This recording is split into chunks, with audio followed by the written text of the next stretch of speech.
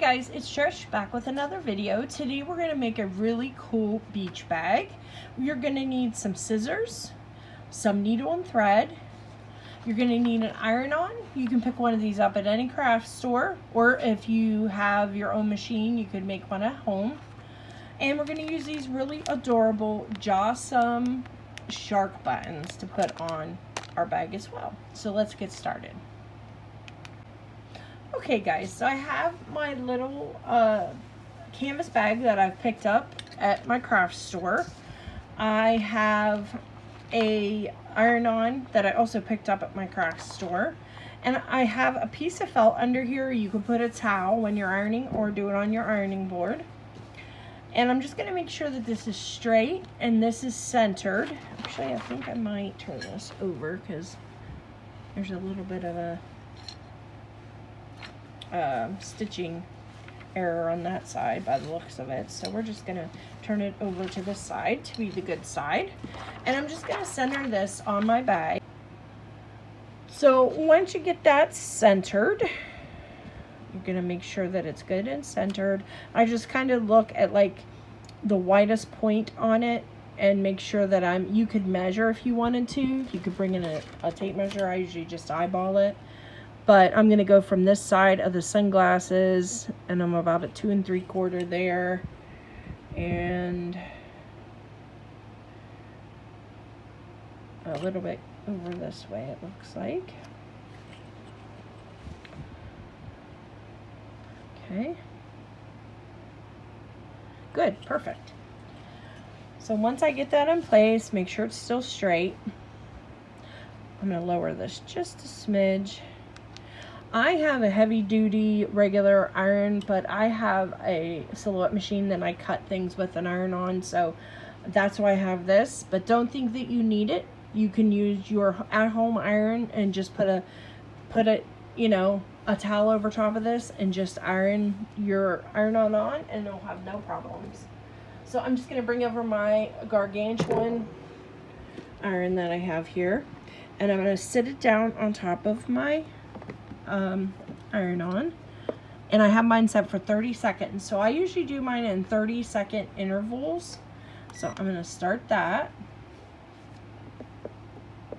and we'll wait 30 seconds. And I'm just going to check my iron-on, and it's not quite there. I'm going to let it cool down a little bit. And I usually just take like a cloth or a paper towel or something and just go over it just to make sure that everything's kind of getting set down into the material. It's very, very hot, so we're going to give this a little time to cool down. Okay, so once that's cooled off a little bit, we're going to go ahead and lift up our plastic off of our iron-on.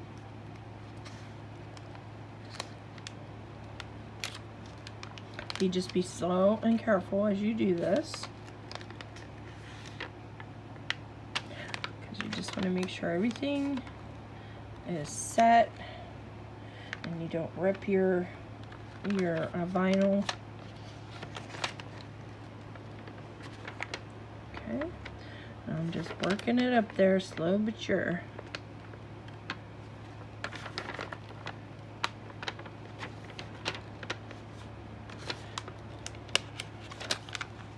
And sometimes you have to like start on other parts of the piece. If you see a little bit of it sort of trying to lift up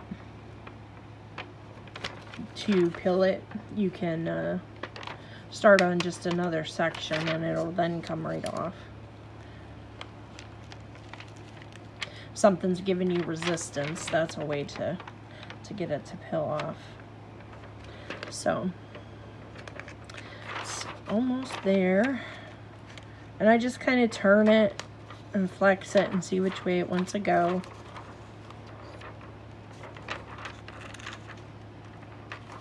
Almost there. A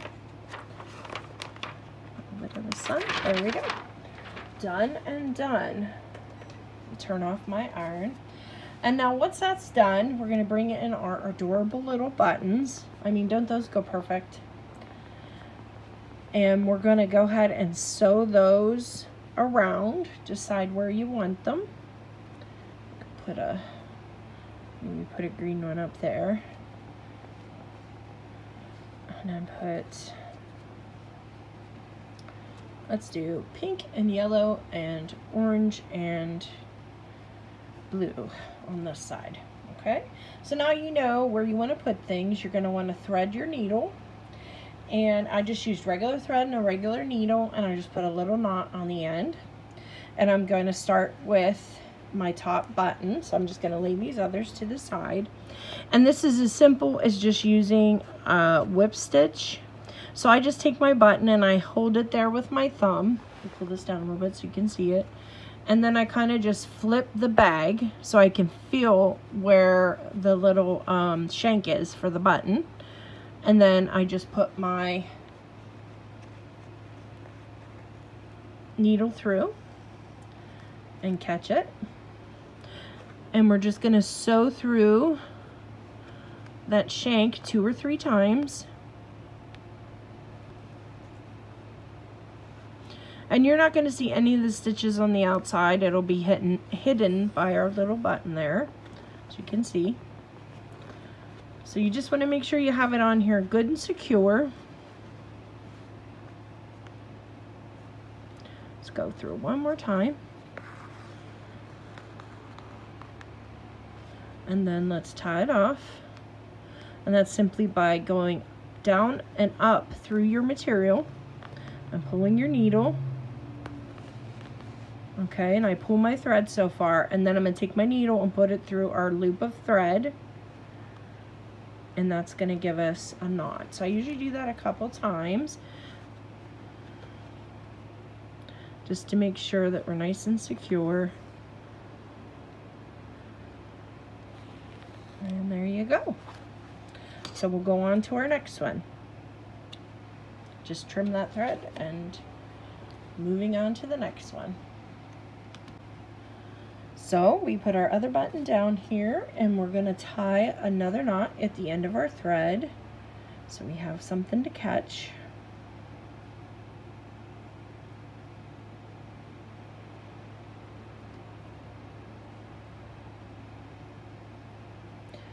You could use any kind of buttons on this. You don't have to use shank buttons. You can use colorful buttons. I actually have some buttons here. I may add 2 of them as well. These are really cute. These are just colorful polka dot fun buttons you could also put on there. So let's put those and add those too so I can show you what that would look like. Let's start with one of those up here in the corner. Okay, so I'm going to do the same thing. I'm going to flip the bag in, and then I'm going to just look for one of my holes on my button. And then we're going to take it and go across to the next hole. Bring that through. And then come up through the one on the right. And then the one on the left. And there you have it.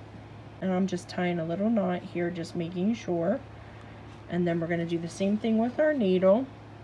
Just run it through the material and across, and then put our needle through the loop of thread and pull.